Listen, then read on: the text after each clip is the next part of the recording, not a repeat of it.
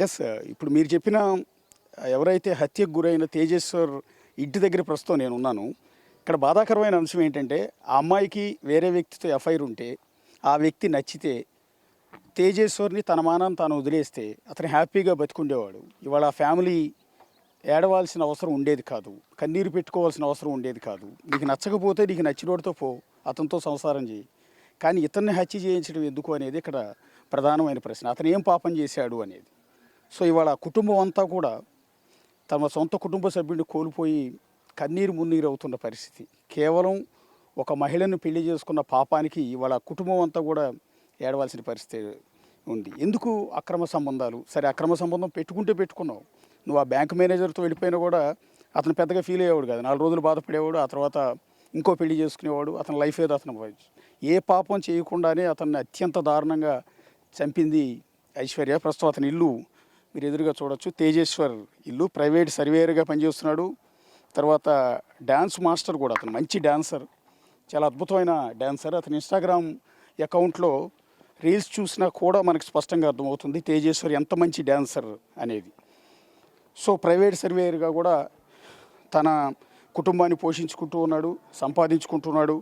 చాలా తెలివిగల వ్యక్తి, చాలా మంచి కుటుంబం. సో ఇంత మంచి కుటుంబానికి అలాంటి వాడు, అలాంటి ఐశ్వర్య ఎలా దక్కిందో అర్థం కావట్లేదు. కుటుంబ సభ్యులంతా కూడా కుమిలిపోతూ ఉన్నారు. ఈ టైంలో వాళ్ళని డిస్టర్బ్ చేయడం కూడా మంచిది కాదు. కానీ తెలియాలి ఈ చేసిన పాపం ఏంటనేది తెలియాలి. ఒక మంచి వ్యక్తిని అన్యాయంగా పొట్టను పెట్టుకున్న ఐశ్వర్య, ఆమె తల్లి, ఎవరైతే మధ్యలో ఉన్న ఆ నీచుడు బ్యాంక్ మేనేజర్గా పనిచేస్తున్న తిరుమల పాపం గురించి ప్రపంచానికి తెలియాలి. ఇలా వీళ్ళ వల్ల ఇంకొకళ్ళు పడకూడదు, ఇంకొకళ్ళు ప్రాణం పోగొట్టుకోకూడదు అన్న ఉద్దేశంతో వాళ్ళు ఎస్టాబ్లిష్ చేస్తూ ఉన్నాం. చూడండి చక్కగా ఎంత మంచి ఇల్లు, ఎంత మంచి ఫ్యామిలీ, ఎంత వాళ్ళ ఫ్యామిలీకి కూడా చాలా మంచి పేరు ఉంది గద్వాల్ ఇక్కడ.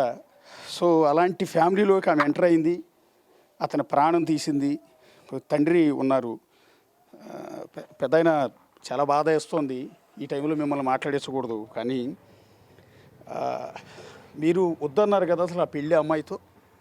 100% వద్దన్నాం సార్. 100% వద్దన్నాం.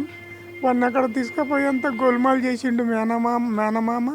తర్వాత ప్లస్ ఆ పిల్ల వాడిని గోల్మాల్ చేసేసిండు. గోల్మాల్ చేసేసి వాళ్ళ ఫిక్స్ చేసేసి ఇది చేసిండు సార్. వద్దన్నా.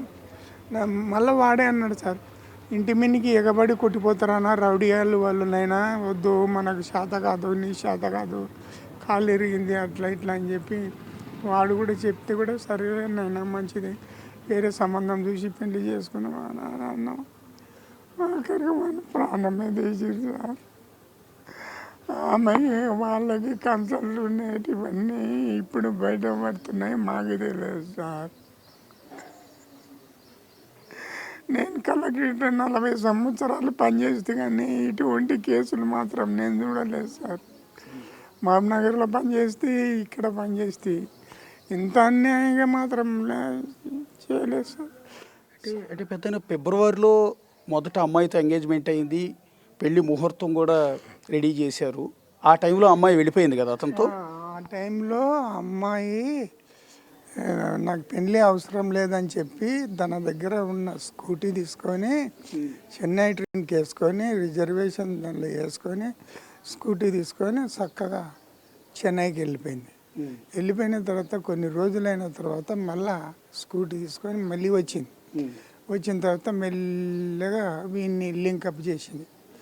లింకప్ చేసిన తర్వాత ఏమైంది, ఏమైనా మళ్ళీ ఆమెతో లింకప్ చేసిన పరిస్థితి ఇది కదా అని అంటే నైనా తండ్రి లేనిది, వెనుక ముందు ఆధారం లేనిది, మన ఇంటికన్నా వస్తే ఏదో ఇంత మంచి నీకు సేవ చేసి ఇంత అన్నం చేసి అమ్మకు సహకారం చేసుకుంటూ ఉంటుందని చెప్పి ఈ విధానం అనుకుంటే కానీ మా కుత్కలకి కత్తి పెట్టింది. చూడండి, తండ్రి ఆమె చేసిన పాపానికి తండ్రి కుమిలిపోతూ ఉన్నారు. కొడుకును కోల్పోయిన తండ్రి, అంటే తనకి తలగొరువు పెట్టాల్సిన కొడుక్కి తాను తలగొరువు పెట్టాల్సి వచ్చింది. అది కూడా ఒక ఆడదాని వల్ల. ఒక దుర్మార్గమైన లేడీ ఎందుకు జీవితాలతో ఆటలాడుకుంటారో కూడా అర్థం కాదు.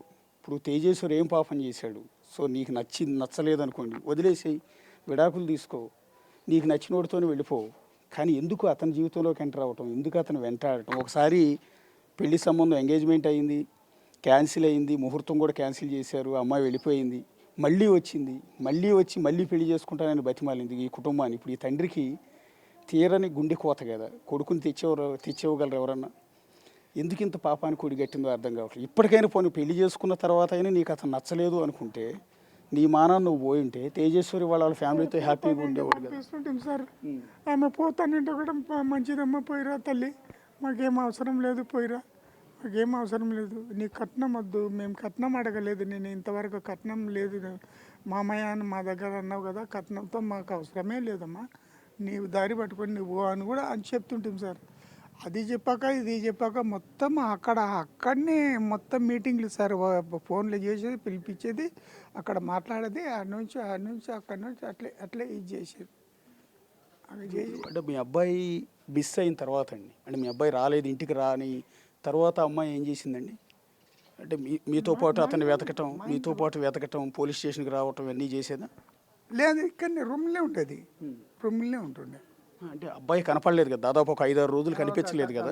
5-6 రోజులు ఆవిడ ఏం చేసిందండి? ఇంట్లోనే ఉంది, ఇంట్లోనే ఉన్నాడు. అంటే మీ ముందు కనీసం బాధపడేదో, భర్త కనిపించలేదు అన్న బాధతో ఏమైనా కనిపించేదా? అదే కనపడలా మాకంత, భర్త కనపడలేదు, బుగులు లేచి మా ఆయన భర్త కనపడతలేడని చెప్పి మాత్రం బుగులు మాత్రం కనపడలేదు. అది మాత్రం రాలేలేదు సార్. తండ్రి తేజేశ్వర్ తండ్రి ప్రస్తుతం మనతో మాట్లాడుతున్నది.